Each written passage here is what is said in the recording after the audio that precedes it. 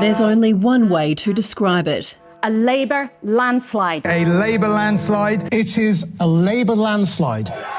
Exit polls predicting what many saw coming, a catastrophic defeat for the Conservatives. An electoral meteor has now struck planet Earth. As the night wore on, one by one, blue seats turned red. People do not vote for divided parties. And there is only one thing that I can say. Sorry. Duly elected as the member. It wasn't so gloomy for others. Tonight, the Liberal Democrats are on for our best result for over a century. And Reform UK's Nigel Farage is finally into Parliament after 7 previous attempts.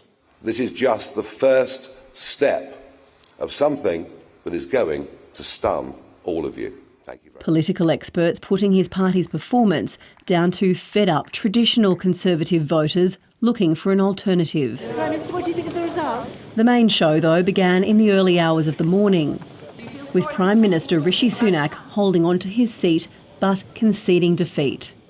The British people have delivered a sobering verdict tonight.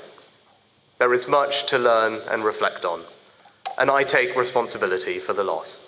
The incoming PM, a human rights lawyer turned prosecutor, was knighted by a then Prince Charles in 2014, the year before he turned to politics.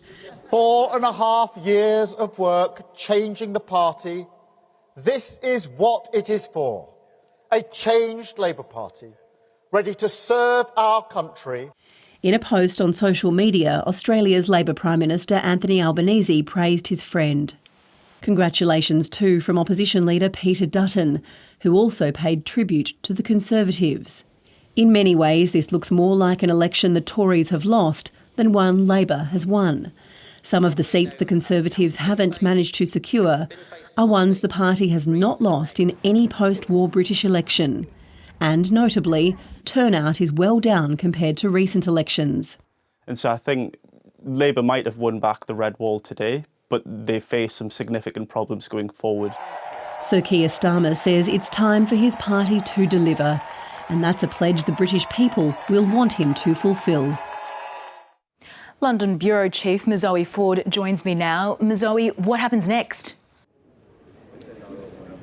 Good evening, Lydia. Well, the next few hours are well choreographed and steeped in tradition. The outgoing PM, Rishi Sunak, will travel to Buckingham Palace, where he will formally tender his resignation to King Charles. Then 1 hour later, Sir Keir Starmer, the incoming Prime Minister, will go to Buckingham Palace to meet the King, who will formally invite him to form a government. Now, Sir Keir Starmer has been going hard at this election campaign now for 6 weeks and has probably been up all night like we have. But there is no time to sleep. It is straight down to business. He'll come back here to number 10 Downing Street, where he will formally announce that he will form government and then head inside to applause from the number 10 staff. Then there'll be a series of briefings on everything from how the household here works to matters of national security. He'll even sit down and write handwritten letters to the 4 commanders of nuclear submarines here in the UK about what they should do in the event of a nuclear strike. And then there are phone calls with world leaders into the night. Now, last week, Sir Keir Starmer said he planned to try to carve out Friday nights for his family moving forward to achieve work-life balance. Doesn't look like that will be happening tonight.